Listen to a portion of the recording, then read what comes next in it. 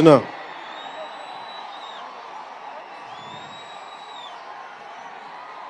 Cinema అభిమానులందరికీ,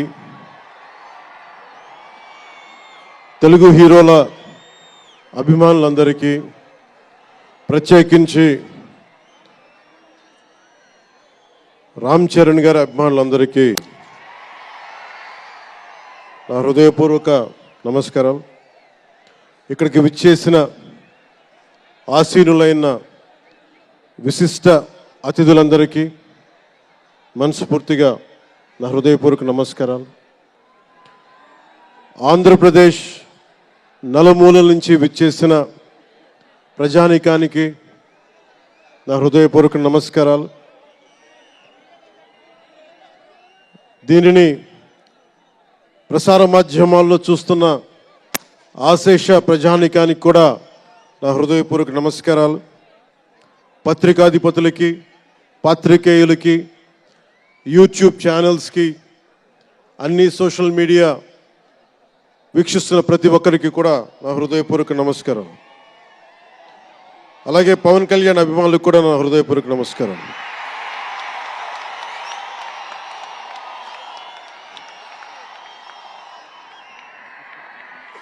ఎలా చెప్పాలో నాకు తెలియదు.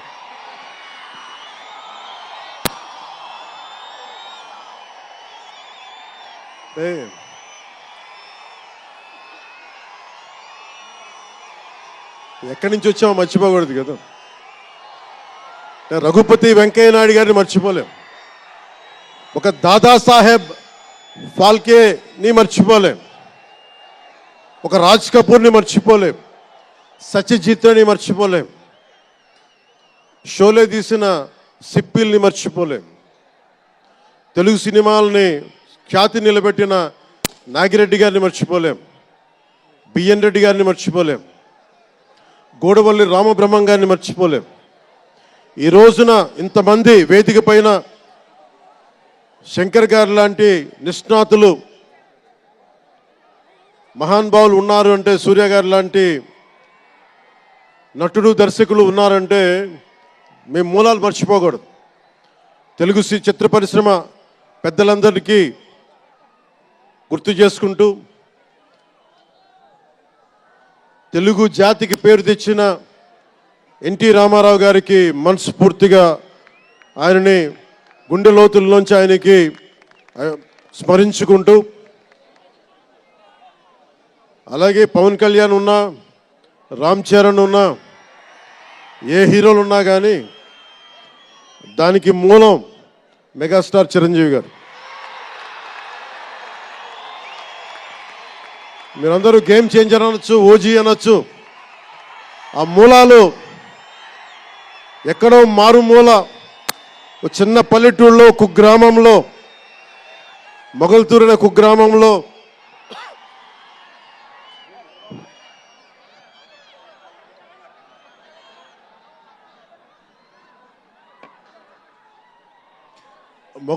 కుగ్రామంలో చదువుతూ విఆర్ఎస్ఎన్ వైఆర్ఎన్ కాలేజ్ నర్సపూర్లో చదువుకుంటూ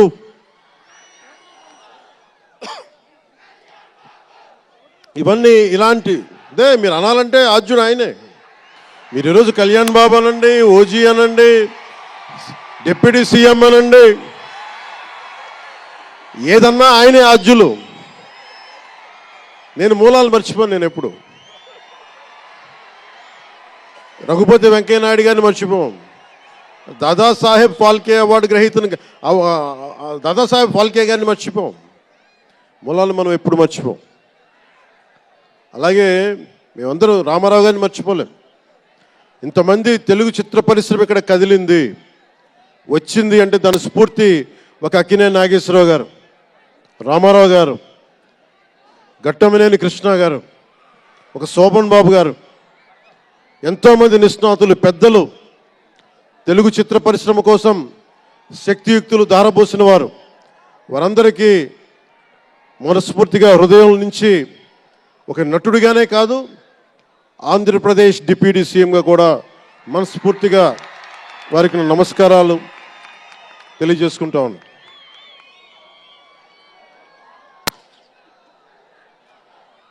ఈ రోజున ఈ వేదికకి ఇంత బలంగా తెలుగు ఒక ఫిలిం ఓపెనింగ్ ఇక్కడ, ఒక సినిమా ఫంక్షన్ ఇక్కడ చేసుకోగలిగామంటే కూటమి ప్రభుత్వం, అనుభవజ్ఞుడైన నాయకులు శ్రీ నారా చంద్రబాబు నాయుడు గారు, గౌరవ ముఖ్యమంత్రి శ్రీ నారా చంద్రబాబు నాయుడు గారు, ఆయన ఆశీస్సులు, ఆయన సహకారం, ఆయన నిరంతర మద్దతు ఈ రోజున ఇక్కడ ఇంత అద్భుతమైన సభ జరుపుకోగలుగుతున్నామంటే గౌరవ ముఖ్యమంత్రి గారికి ప్రత్యేకించి రాజమండ్రి హృదయం నుంచి ఆయనకి నా కృతజ్ఞతలు తెలుపుకుంటా ఉన్నాను.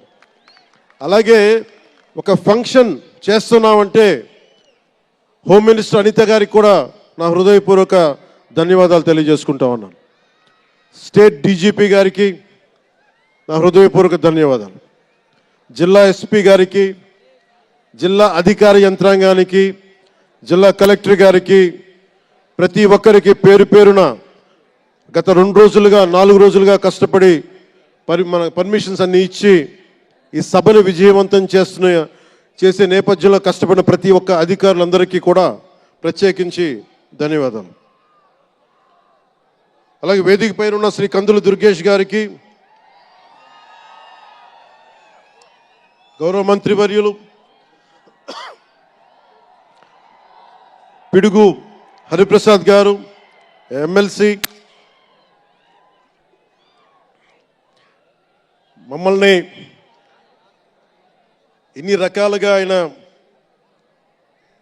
మీకు తెలుసు కదా గోరట్ల బుచ్చి చౌదరి గారి గురించి, ఆయన్ని పట్టు విడవరు ఆయన, మనం వదలాల్సిందే పట్టు. అలాంటి గోరంట్ల బుచ్చయ్య చౌదరి గారికి మనస్ఫూర్తిగా నా హృదయపూర్వక నమస్కారాలు. అలాగే యువరక్తంతో రాజమండ్రి రాజకీయాల్లో ప్రజలకి నిరంతరం సేవ చేద్దామని చేస్తే ఆదిరెడ్డి వాసు గారికి నా హృదయపూర్వక నమస్కారాలు. అలాగే నిరంతరం గత పాలనలో ఒత్తిళ్లు ఎదుర్కొని బలంగా నిలబడ్డ రాజనగరం ఎమ్మెల్యే శ్రీ బత్తుల బలరామకృష్ణ గారికి, అలాగే కె శ్రీనివాసరావు గారికి, గౌరవ ఎమ్మెల్యే వారికి నా హృదయపూర్వక నమస్కారాలు. అలాగే Kakinada urban development authority chairman Shri Tummala Babu గారికి నా హృదయపూర్వక నమస్కారాలు.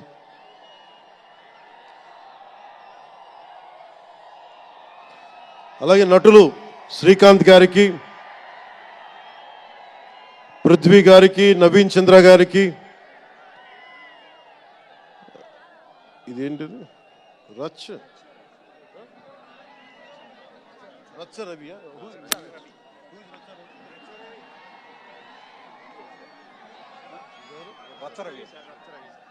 రచ్చ రవి గారికి, రామ్ జోగేష్ శాస్త్రి గారికి, కాసరాల శ్యామ్ గారికి, అనంత్ శ్రీరామ్ గారికి, బుర్రా సాయి మాధవ్ గారికి, ఇక్కడ ఉన్న అంజలి గారికి, అలాగే మ్యూజిక్ డైరెక్టర్ తమన్ గారికి, నాకు చాలా తక్కువ సినిమాలు నేను థియేటర్కి వెళ్ళేవాడిని. మన శంకర్ గారు తీసిన సినిమా చెన్నైలో, తమిళ్లో జెంటిల్మెన్ సినిమా, నేను టికెట్ కొనుక్కొని థియేటర్కి వెళ్ళి, ఆ రోజు నేను ఇంకా యాక్టర్ కూడా అవుతాను, అసలు రాజకీయాలు పక్కన పెట్టి యాక్టర్ అవుతానో లేదో అని ఆలోచనలో ఉన్నప్పుడు ఆయన సినిమాని నేను కూడా టికెట్ కొనుక్కొని బ్లాక్లో ఆయన సినిమాకి వెళ్ళాను, శంకర్ గారి జెంటిల్మెన్ సినిమాకి.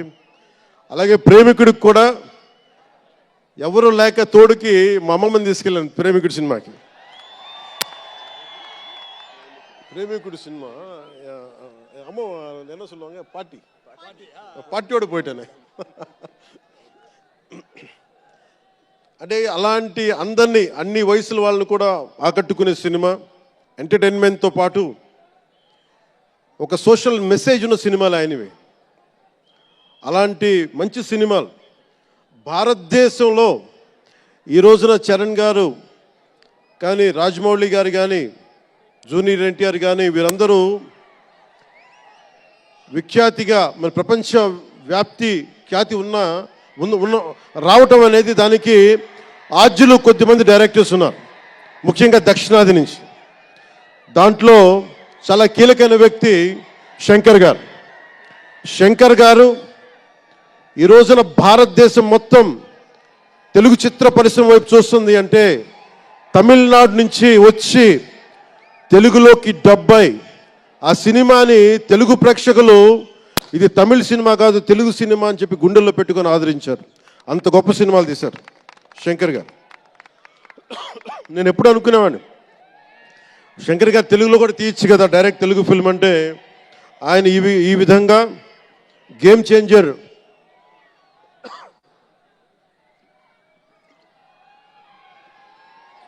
చేంజర్ సినిమాని పూర్తిగా తెలుగులో తీసి మిగతా భాషల్లో డబ్ చేసే క్రమంలో రిలీజ్ చేస్తుంది. మనస్ఫూర్తిగా వారికి నా ధన్యవాదాలు. అలాగే దిల్ రాజు గారు, నేను తొలి ప్రేమ సినిమా అప్పుడు ఆయన డిస్ట్రిబ్యూటర్ అంటే ఏదో ఒక చిన్న పోస్టర్ చూసి ఎక్కడో ఒక మాటిని ఈ సినిమా చాలా సూపర్ డూపర్ హిట్ అవుతుందని ఒక నమ్మకంతో పాపం ఆయన అడ్వాన్స్ ఇచ్చారు. అలా స్టార్ట్ అయిన వ్యక్తి. మేము వకీల్ సాబ్ నా నిర్మాత కూడా ఆయన. ఎలాంటి నిర్మాత అంటే నేను బాగా కష్టాల్లో ఉన్నప్పుడు డబ్బులు లేవు నా దగ్గర, పేరు ఉంది కానీ డబ్బులు లేవు, మార్కెట్ ఉందో లేదో తెలియదు. అలాంటి పరిస్థితుల్లో వచ్చి వకీల్ సాబ్ అనే సినిమా నాతో తీసి ఈరోజు జనసేన పార్టీ నడపడానికి ఇంధనంగా పనిచేస్తుంది వకీల్ సాబ్ సినిమా. దాని నిర్మాత దిల్ రాజు గారు. సో మనస్ఫూర్తిగా వారికి నా ధన్యవాదాలు. అలాగే రామ్ చరణ్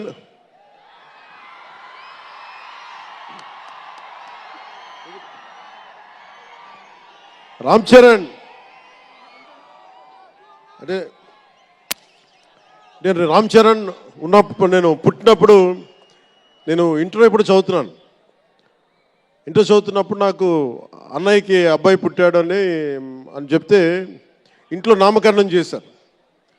నామకరణం చేసినప్పుడు మా నాన్నగారు పెట్టిన పేరు మా ఇంట్లో అందరికీ ఆంజనేయ స్వామి పేరు రావాలి మా ఇంటి దైవం అని. రామ్ చరణ్కి రాముడి చరణాల దగ్గర ఉండేవాడు ఎవడో హనుమంతులు, ఆంజనేయ స్వామి. నిత్యం బలం ఉండి కూడా వినయ విధేయతలతో ఉండే వ్యక్తి ఆంజనేయ స్వామి. అంటే ఎంత ఎదిగినా ఎంత శక్తిమంతుడైనా అడిమాది అష్టసిద్ధులున్నా తన శక్తి తను తెలియకుండా ఎదిగే కొద్దీ ఒదిగుండే ఆంజనేయ స్వామిలాగా ఇతనికి రామ్ చరణ్ అని పేరు పెట్టాలని చెప్పి మా నాన్నగారు ఆలోచన చేసి తనకి రామ్ చరణ్ అని పెట్టారు. అలాగే రామ్ చరణ్ నాకు ఎందుకంటే నాకు చిరంజీవి గారు అన్నయ్య కాదు, పితృ సమానులు, తండ్రి సమానులు. మా వదిన నాకు మాతృమూర్తి.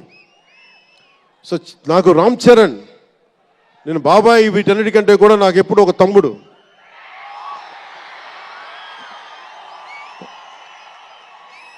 చిన్నప్పుడు బాగా ఏడిపించేవాడిని, అంటే నేను ఇంకా బద్ధకంగా ఉండేవాడిని. అంటే కరెక్ట్గా చెప్పాలంటే నేను తమ్ముడు సినిమాలో నా క్యారెక్టర్ లాగా ఉంటే రామ్ చరణ్ 7 ఏళ్ల వయసు, నా రెండో కొడుకు అంత వయసు ఉండేది. ఇప్పుడు ఆ వయసులో తెల్లవారుజామున చలిలో హార్స్ రైడింగ్ నేర్చుకోవడానికి మొత్తం ఆ హెల్మెట్తో పాటు అన్నీ పెట్టుకొని షూస్ అన్నీ సర్దుకొని రాత్రే నేను సోఫాలో పడుకొని ఉంటే వచ్చి పాపం నన్ను లేపి ఇంకా నేను పడుకునేవాడిని. తను రెడీ అయిపోయి నన్ను లేపి ఒకసారి నేను దింపాల్సి వచ్చేది.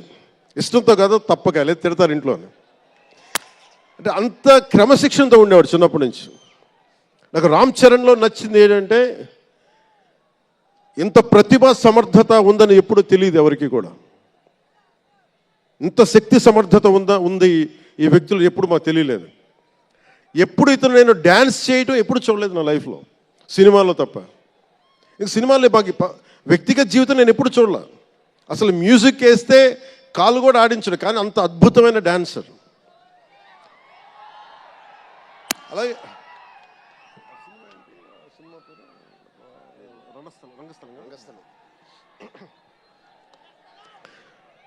రంగస్థలం గురించి సుకుమార్ గారి డైరెక్షన్లో రంగస్థలం నాకు నటన చూసి ఇతనికి బెస్ట్ యాక్ట్ అవార్డు రావాలని మనస్ఫూర్తిగా అనిపించింది. అంటే అంత గొప్ప పెర్ఫార్మెన్స్ చేశాడు. భవిష్యత్తులో ఇతను ఉత్తమ నటుడు కూడా కావాలి, ఉత్తమ నటుడు అవార్డు అందుకోవాలి.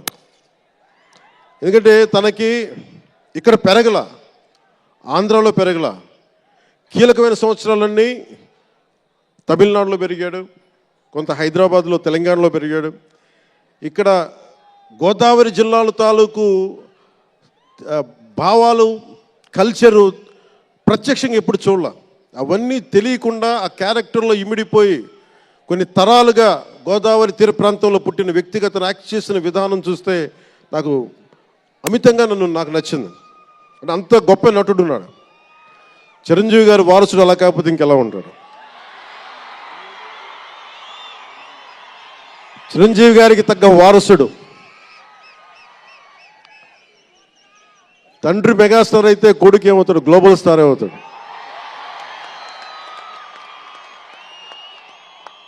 అంటే చిరంజీవి గారిని ఎందుకు అంటే ఎక్కడ గుర్తు పెట్టుకోవాలంటే, అంటే నాకు మా అన్నయ్య అంటే ఎందుకు గౌరవం, మొన్న కూడా ఇంట్లో అప్పుడప్పుడు చెప్తా ఉంటాం. ఆయన ఒక మొగల్తూరు నుంచి వచ్చిన వ్యక్తి, ఎవరు ఆధారం లేరు. మీరు ఇంతమంది లక్షల మంది ఇక్కడ ఉన్నారు, జనం ప్రజలందరూ ఉన్నారు. మనకి ఎవరో ఒకళ్ళు ఉండాలి అని అనుకోకట్లా, మీకు మీరే ధైర్యం. మీరు అనుకుంటే మీరు సాధిస్తారు.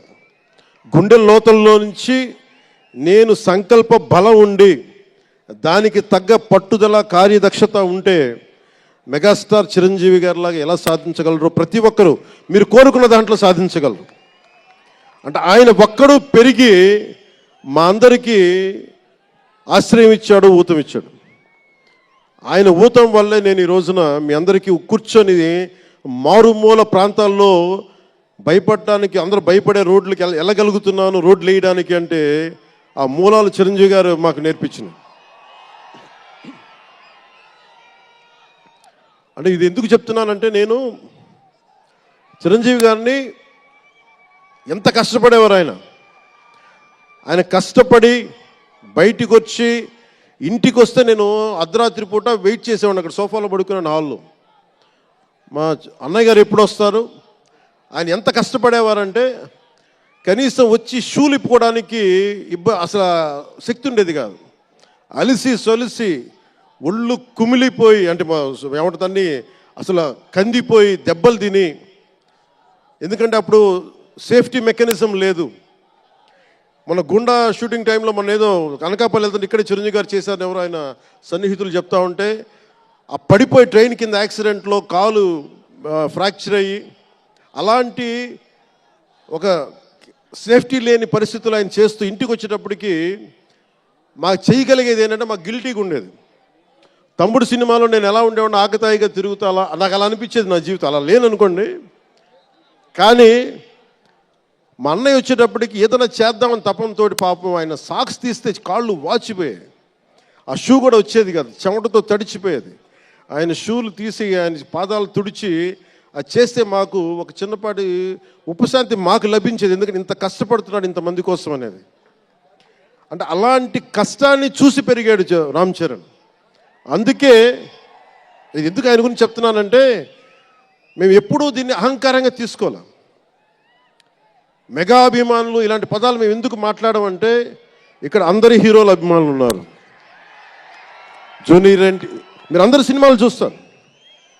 రామ్ చరణ్ ఒక సినిమాని ఎక్కువ ఇంకొక హీరోని ఇష్టపడచ్చు, ఒక హీరోని ఎక్కువ ఇష్టపడచ్చు. జూనియర్ ఎన్టీఆర్ గారిని ఇష్టపడతారు, అల్లు అర్జున్ గారిని ఇష్టపడతారు,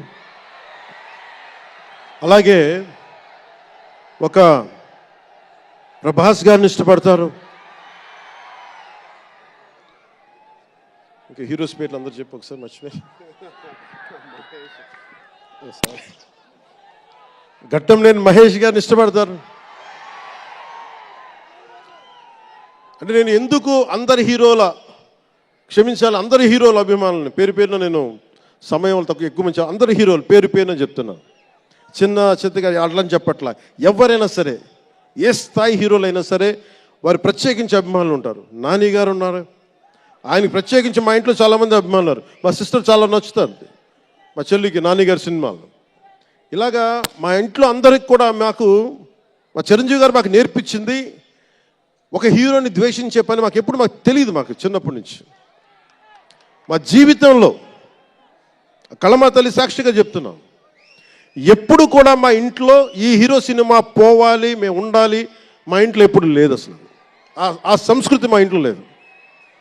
అందుకు మేము అందరం బాగుండాలని కోరుకుంటాం. ఎందుకు బాగుండాలని కోరుకుంటామంటే సర్వే జనం సుఖినో భవంతు అని చెప్పి మా నాన్న నేర్పించిన ఇది మాకు సంస్కృతి. అది మేమే బాగుండాలి, వాళ్ళు బాగుండకూడదు అనుకుంటే ఎకానమీ తిరగాలి, అందరి దగ్గర డబ్బులు ఉండాలి, అందరూ బాగుండాలని కోరుకుంటాం. అలాంటి పరిస్థితుల్లో అలాంటి వాతావరణంలో పెరిగా రామ్ చరణ్ అలాంటి వాతావరణంలో పెరిగిన వ్యక్తి. నాకు చాలా గర్వంగా ఉంటుంది, చాలా ఆనందంగా ఉంటుంది. అతని హార్స్ రైడింగ్ చూస్తే మటుకు నాకు చాలా అసూయ వస్తుంది. నాకు చాలా తక్కువ సందర్భాల్లో నాకు అసూయ వస్తాయి. మొన్న ఈ మధ్యన అరకుకి వెళ్ళినప్పుడు గిరిజన ప్రాంతాల్లో ఉన్న సోదరులను చూసి ఆ పచ్చని చెట్ల మధ్య వాళ్ళ జీవన విధానాన్ని చూసి నాకు అసూయ వచ్చింది. అలాంటి అసూయ రామ్ చరణ్ని చూస్తే నాకు మగధీరలు అనిపించింది. ఎంత అద్భుతంగా చేస్తున్నాడు అతను. చిన్నప్పుడు నేను కూడా నేర్చుకొని ఉంటే ఇలా ఇంట్లో కూర్చొని కాళ్ళు బాలజాపుకొని కూర్చోకుండా పుస్తకాలు కాకుండా ఇంకేదైనా చేస్తుంటే నేను ఇంత అద్భుతంగా చేసేవాడిని అనిపించేది. ఆ పట్టుదలతోటి నాకు హార్స్ రైడింగ్ నేర్చుకోలేదు జీవితంలో. ఇప్పుడు గబ్బర్ సింగ్ సినిమాకి నాకు హార్స్ రైడింగ్ పెట్టారు. అందరూ ఏమనుకున్నారంటే పవర్ స్టార్ అంటే అన్నీ వచ్చేసి అనుకున్నారు. నాకు తెలియదు అయ్యింది. హార్స్ రైడింగ్ అని చెప్పారు. ఓకే అని గుర్రం చూపించారు నాకు. అది కచ్ రాష్ట్రం గుజరాత్లో. గుర్రం దగ్గరికి వెళ్ళా. సార్ ఏం లేదు, దౌడు తీసుకుంటే గ్యాలప్ మీద వచ్చేయాలంటే ఓకే షూర్ అన్నాను, డెఫినెట్గా వచ్చేస్తానన్నా. కింద పడితే ఏమవుతానో నాకు తెలియదు. సార్ నాకు ఒకటి తెలుసు, తెగింపు తెలుసు. గుర్రం దగ్గరికి వెళ్ళి చెప్పా, దానికి చెవిలో చెప్పాను, నాకు హార్స్ రైడింగ్ రాదు. వీళ్ళందరూ నన్ను ఎక్స్పెక్ట్ చేస్తారు నేను చాలా గొప్ప హార్స్ రైడర్ అని. అంటే హీరో అంటే అన్నీ తెలియాలని అనుకుంటారు. నాకు తెలియదు హార్స్ రైడింగ్. దానికి ఒక పంచదార ముక్కను చిన్న క్యారెట్ పెట్టా, జాగ్రత్తగా తీసుకెళ్ళి నాకు వదిలేవాను. పాప ఆ గుర్రం అది నన్ను ఎంత అద్భుతంగా తీసుకెళ్ళిందంటే అది మీరు చూసారు ఆ సీన్లో. నేను అందరినీ మోసం చేశాను ఆ సినిమాలో. హార్స్ రైడింగ్ రాకుండా సినిమా వరకే హార్స్ రైడింగ్ వచ్చినాయి కదా. అలాంటి అంటే నాకు ఇది మాకేంటంటే మాకు సినిమాల్లో చూసినవన్నీ నాలాగా కాకుండా అన్నీ చాలా సుశిక్షితమైన ఒక నేర్చుకున్న వ్యక్తి ఇతను రామ్ చరణ్. ఒక డ్యాన్స్ కానీ ఎక్కడో ఇంగ్లాండ్కి వెళ్ళి అక్కడ డ్యాన్స్ ఇన్స్టిట్యూషన్స్లో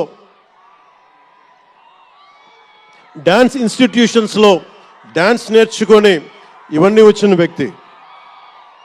అలాగే ఈ సినిమా ప్రత్యేకించి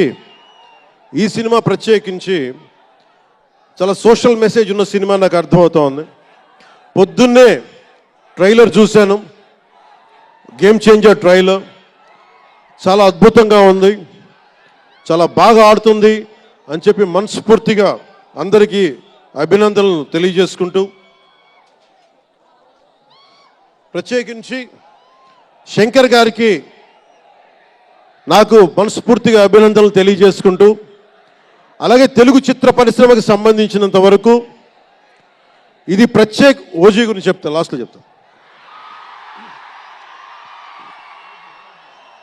నేను ఓజీ తర్వాత అంటే మీరు వదలట్లా.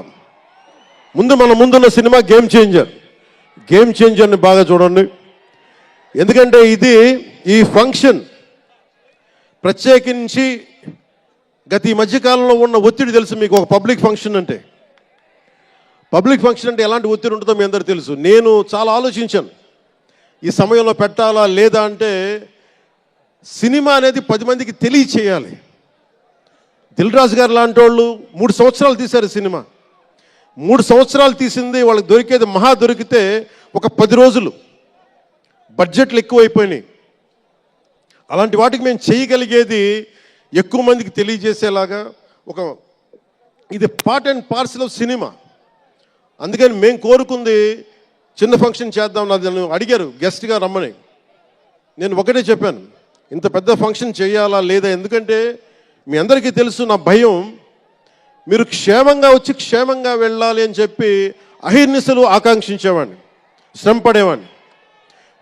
మీకు చిన్న దెబ్బ తగిలితే నా గుండె గాయం అవుద్ది. అందుకని నేను ఎప్పుడు సినిమా ఫంక్షన్ నేను చేసుకోవడానికి ఇబ్బంది నాకు. ఇందాక కూడా వచ్చినప్పుడు చాలా టెన్షన్తో ఉన్నా, ఎవరికైనా దెబ్బలు తగులుతాయి, ఏదైనా అయిపోద్దా అని భయం ఉంది. మనస్ఫూర్తిగా మీ అందరికీ చేతులెత్తి నమస్కరిస్తున్నా, మీరు క్షేమంగా ఇంటికి వెళ్ళాలి. ఎందుకంటే మీ తల్లిదండ్రులు, మీరు ఒక సాయంత్రం ఆనందం కోసం వచ్చింది, దీన్ని విషాదం కాకూడదు. అందుకని మనస్ఫూర్తిగా సినిమాని సినిమాగానే చూడండి. కింద పడిపోయి మీద పడిపోయి తొక్కిసలాడుతూ హీరోలను చూడడం కంటే కూడా మీరు దూరం నుంచే ఇబ్బంది పడకుండా మీరు క్షేమంగా ఉండాలి, అందరూ క్షేమంగా ఉండాలి మనస్ఫూర్తిగా కోరుకుంటా ఉన్నాం. అలాగే అడగగానే టికెట్ రేట్స్ ఎందుకు పెంచాలి,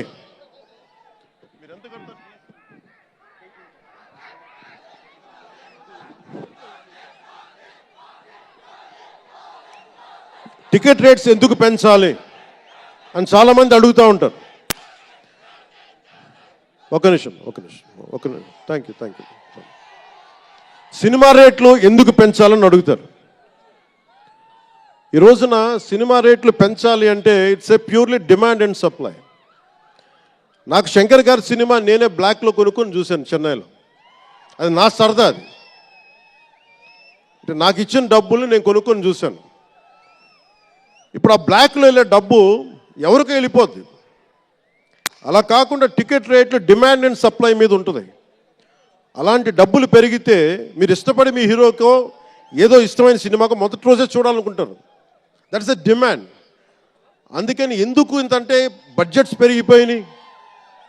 తెలుగు సినిమా మొత్తం ప్రపంచపరంగా వెళ్తూ ఉన్నాయి. దీనికి డబ్బులు కావాలి అంటే పెట్టుబడులు కావాలి, మార్కెట్స్ పెరిగినాయి. అలాగే పెరిగిన ప్రతి రూపాయికి 18% జిఎస్టీ కడతాం.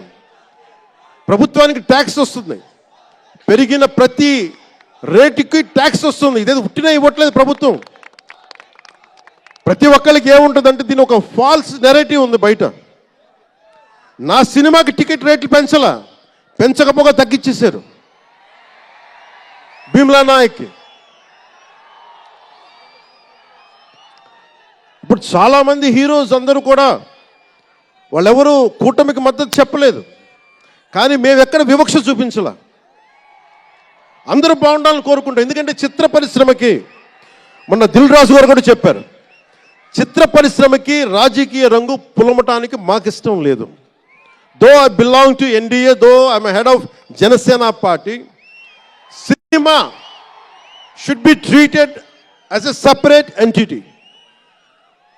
No politics should seep into cinema.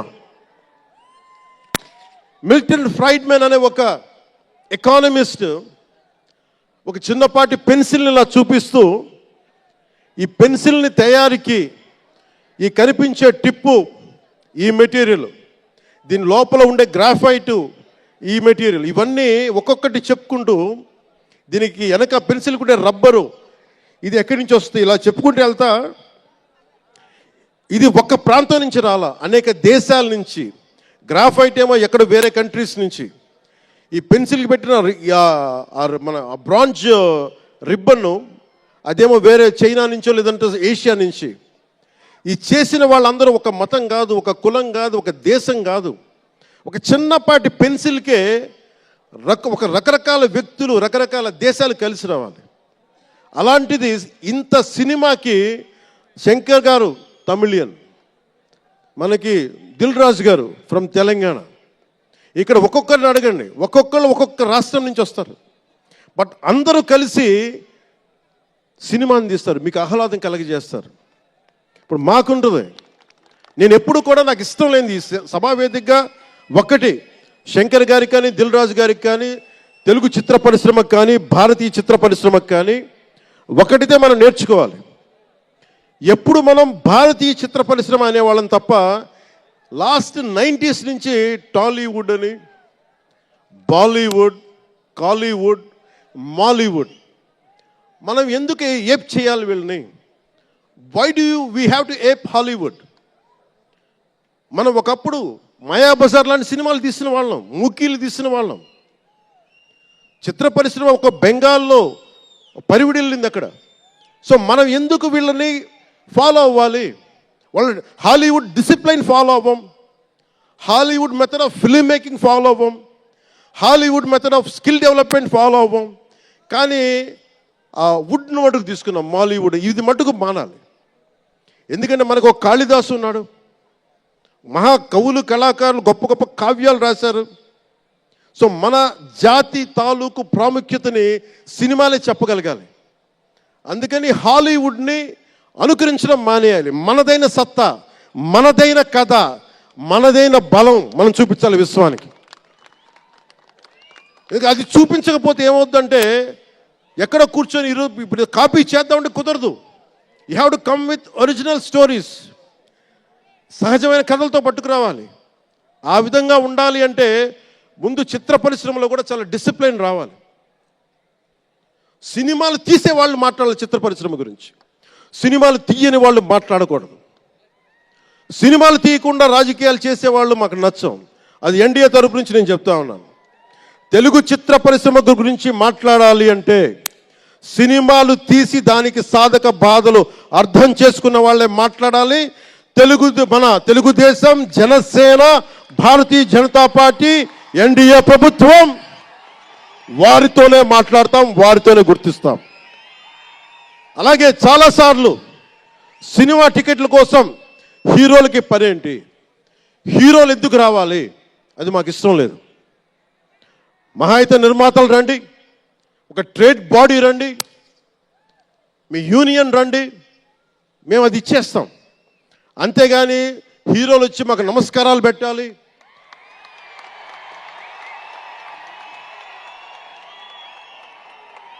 అంత ఒక లో లెవెల్ వ్యక్తులం కాదు మేము. దీన్ని ఎక్కడి నుంచి నేర్చుకున్నాం? స్వర్గీయ నటరత్న ఎన్టీ రామారావు గారి దగ్గర నుంచి నేర్చుకున్నాం. మహానటుడు. ఆయనని ఎంతమంది విమర్శించినా, కోటా శ్రీనివాసరావు గారు విమర్శించినా, ఆయన ఎప్పుడన్నా యాక్ట్ చేస్తే ఆయనతో పాటు ఏం బ్రదర్ బాగున్నారు అని చెప్పి చాలా గుండెలు నిండుగా పలికే వ్యక్తి మహానుభావుడు ఎన్టీ రామారావు గారు. ఇంత తెలుగుదేశం పార్టీ ఎన్టీ రామారావు అన్నిసార్లు ముఖ్యమంత్రిగా ఉన్నప్పుడు కూడా ఎప్పుడు ఘట్టంలేని కృష్ణ గారు కాంగ్రెస్లో ఉండి కూడా కనిపిస్తే ఇద్దరు ఆప్యాయంగా మాట్లాడుకునే వాళ్ళు. ఎన్టీ రామారావు గారు ఎప్పుడు వివక్ష చూపించలా. ఇది చిత్ర పరిశ్రమ తాలూకు ఔన్నత్యం. ఇది అదే ఔన్నత్యాన్ని మేము కొనసాగిస్తున్నాం, అదే మేము కోరుకుంటా ఉన్నాం. అంతేగాని గతం ప్రభుత్వంలో లాగా మీరు అభిమానించే మెగాస్టార్ చిరంజీవి గారు లాంటి వారిని కానీ, బాహుబలి ప్రభాస్ గారిని కానీ, మహేష్ గారిని ప్రిన్స్ మహేష్ అంటారు కదా, మహేష్ గారిని కానీ, ఇంకెవరు వెళ్ళినా కానీ మేము ఇవన్నీ ఎందుకు చేయట్లేదంటే, మాకు సినిమా పరిశ్రమ మీద గౌరవం ఉంది. నారా చంద్రబాబు నాయుడు గారు ఇప్పటికి 4వ ముఖ్యమంత్రి. ఆయన 3 సార్లు కానీ 4 సార్లుగా ముఖ్యమంత్రి ఉన్న ఈ సమయంలో ఎప్పుడు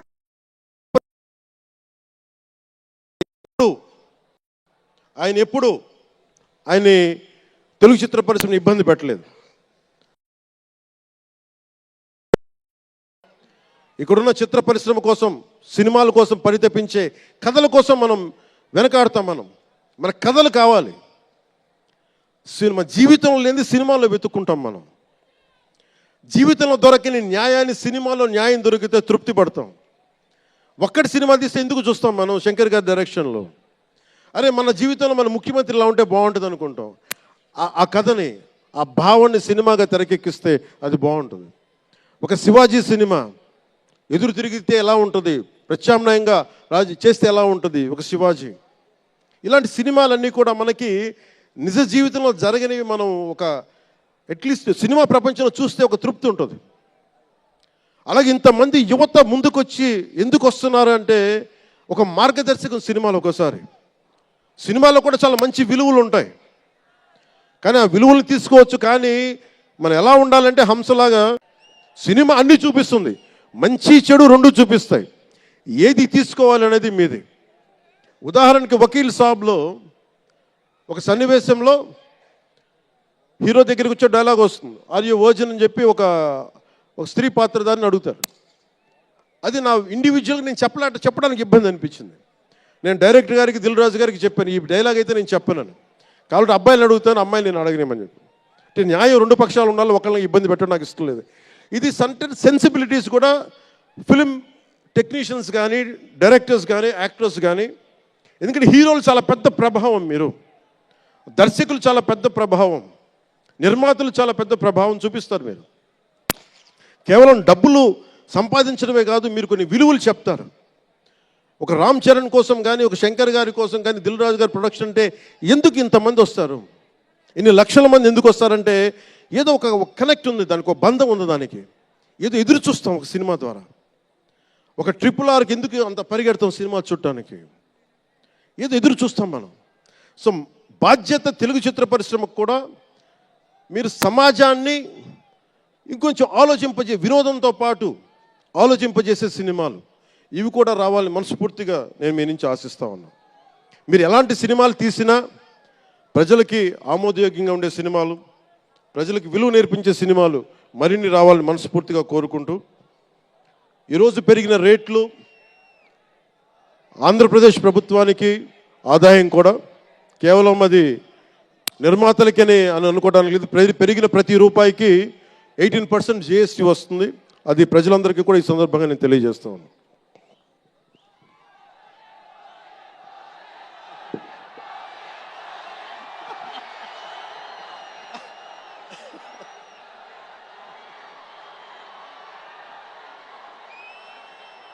ఓజీ నా దుంప తెంపేస్తున్నారు ఆయన. మాట్లాడదాం దాని గురించి, వేరే మాట్లాడదాం. డైరెక్టర్ ఇక్కడే ఉన్నారు, 3 సినిమాలు ఉన్నాయి. కాదు మీకు తెలుసు కదా నా ప్రేమ మీకోసం. ఓజీ సినిమా కంటే నా భవిష్యత్తు మీకు ముఖ్యం, నాకు ముఖ్యం మీ భవిష్యత్తు కోసం ఇలా ఉండిపోయాను. అందుకని ప్రత్యేకించి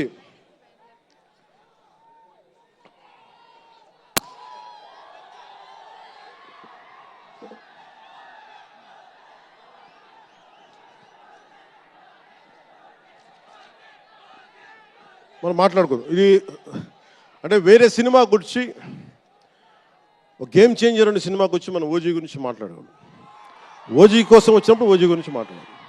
అందుకని ప్రత్యేకించి ఆంధ్రప్రదేశ్ గేమ్ చేంజర్ నిర్మాతలు దిల్ రాజు, లక్ష్మణ్, శిరీష్ గారికి, అలాగే గ్లోబల్ స్టార్, మెగాస్టార్ తనయులు రామ్ చరణ్ గారికి నా హృదయపూర్వక శుభాకాంక్షలు తెలియజేసుకుంటూ, ఇక్కడ ఉన్న మంత్రివర్గ సభ్యులకి, సహచర శాసనసభ్యులకు, ప్రతి ఒక్కరికి నా హృదయపూర్వక నమస్కారాలు. అలాగే నా మిత్రుడు, నాకు సన్నిహిత మిత్రుడు SJ సూర్య, உங்கள் பற்றி சொல்லிட்டே இருந்தேன் சார், உங்கள் பற்றி சொல்லிட்டே இருந்தேன் தந்தி டிவியில். நீங்கள் எனக்கு எவ்வளோ பிடிக்குன்னு சொல்லிட்டே இருந்தேன். ఈయన ఏ మేరా జహాన్ పాట పెడతానంటే మీరు అమ్మాయిలతో డ్యాన్స్ చేయాలి సార్ అంటాడు. నేను అంటాను దేశభక్తి చెప్పాలి. మా ఇద్దరు గొడవైంది.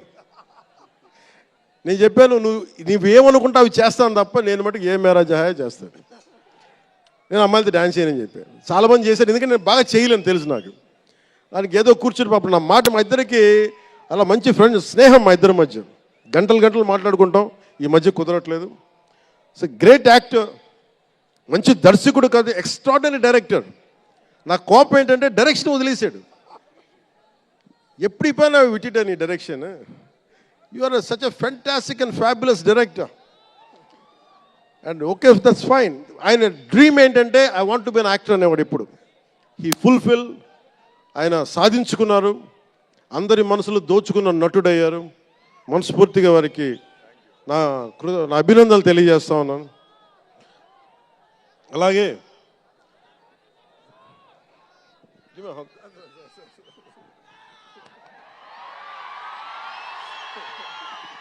సో మీ అందరికీ మరోమారు ధన్యవాదాలు తెలియజేసుకుంటూ all my best wishes to game changer, all my best wishes to Shankar ji, best wishes to Dil Raju గారు, my love, my best wishes to all the actors. కొత్త సంవత్సరంలో బాక్స్ ఆఫీస్ బద్దలైపోవాలి. నేను ఇలాంటి మాటలు మాట్లాడు, నా సినిమాకి నేను మాట్లాడను.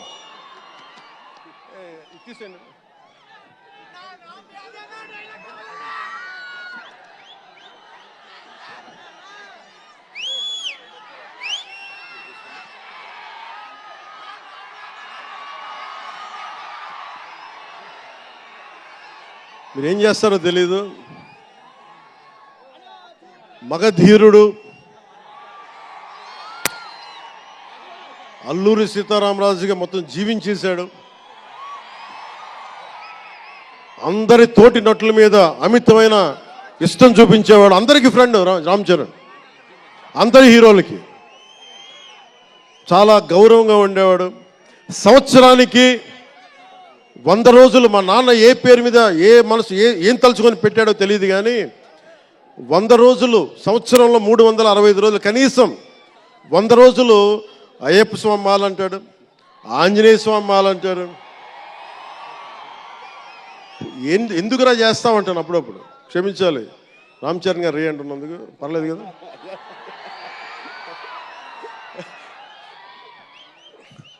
అంటే ఎందుకంటే నాకు బాధ్యత తప్పకుండా ఉండటానికి, నియంత్రించుకోవడానికి, అహంకారం రాకుండా ఉండటానికి, ఎప్పుడు చూడండి చెప్పులు లేకుండా ఉంటాడు. అంటే నాకే అనిపిస్తుంది, కనీసం నేను వేసుకునే చెప్పులు కూడా వదిలేడానికి ఇబ్బంది పడతాను అప్పుడప్పుడు. అలాంటిది రామ్ చరణ్ చెప్పులు లేకుండా, మామూలు హీరో కాదు, హాలీవుడ్ దాకా వెళ్ళాడు, ఆస్కార్కి వెళ్ళాడు. అక్కడికి వెళ్ళి ఎంత గుండె ధైర్యం అంటే, నేను చెప్పులు వేసుకుంటా, అవసరమైతే మంచి సూటు బూట్ వేసుకుని తయారవుతాడు, లేదంటే అయ్యప్ప స్వామి మాలేసుకుని కనిపిస్తూ ఉంటాడు. అంటే వ్యక్తిత్వంలో ఎంత బలం ఉండాలి ఆ వ్యక్తికి. అందుకని అలాంటి రామ్ చరణ్ మంచి 16 అణాలు తెలుగువాడు, మా బంగారం, నా తమ్ముడు. ఒక తల్లికి పుట్టకపోయినా కానీ నా తమ్ముడు. ఎప్పుడు ఎదిగే కొద్దీ ఒదిగుండేవాడు. అతనికి మరింత విజయం కలగాలని, అద్భుత విజయాలు కలగాలని మనస్ఫూర్తిగా ఒక బాబాయ్గా కాదు, ఒక అన్నగా ఆశీర్వదిస్తున్నాను. I love you Ram Charan, I love you all.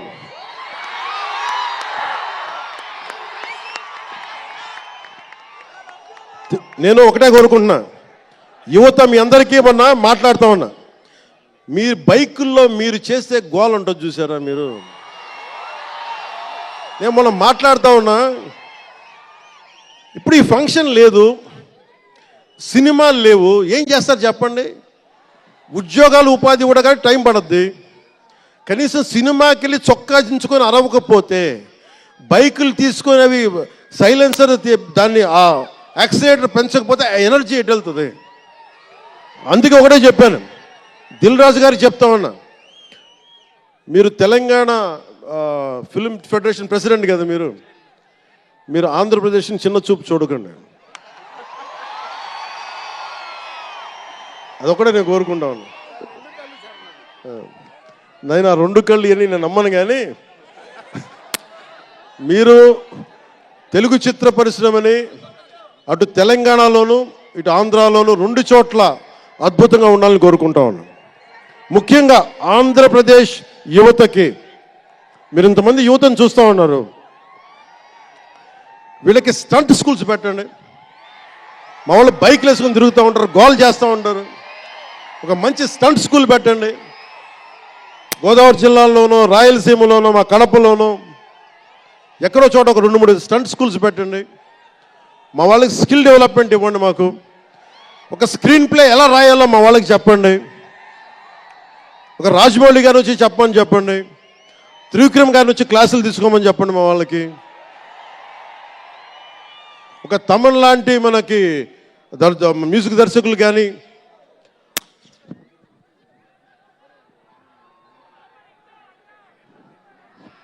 Keeravani గారు కానీ, అలాంటి వాళ్ళందరికీ వచ్చి వాళ్ళ స్కిల్ డెవలప్మెంట్ నేర్పించమని చెప్పండి.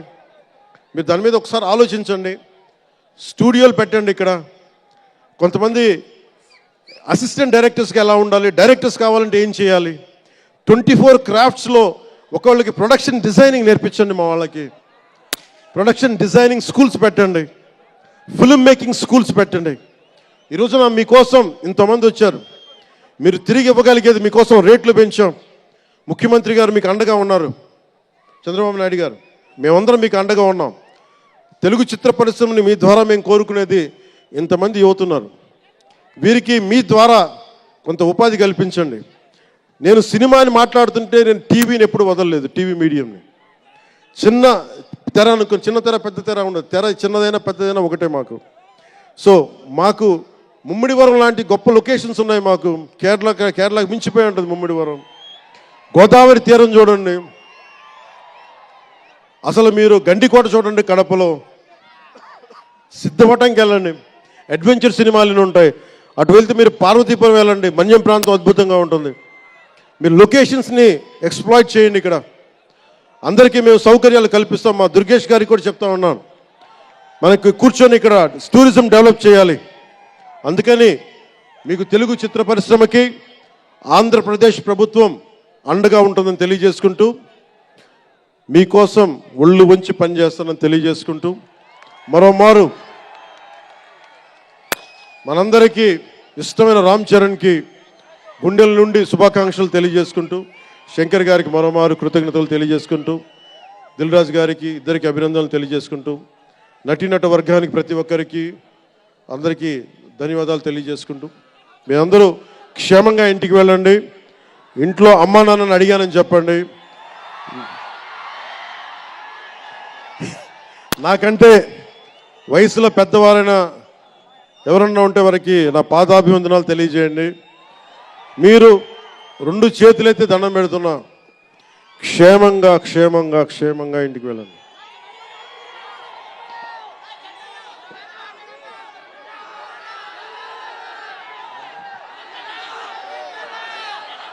మీ అందరికీ మరోమారు ధన్యవాదాలు తెలియజేసుకుంటూ, తెలుగు తల్లికి దండాలు తెలియజేసుకుంటూ, మా తెలుగు తల్లికి పిఠాపురం మంచి సంతోషం.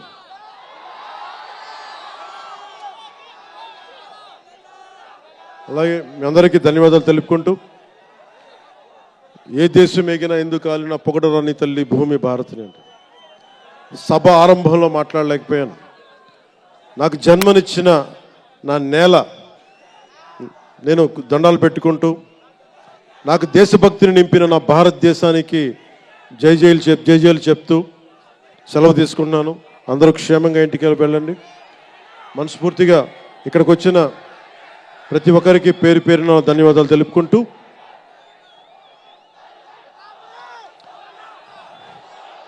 జై ఆంధ్ర, జై భారత్, జై హింద్.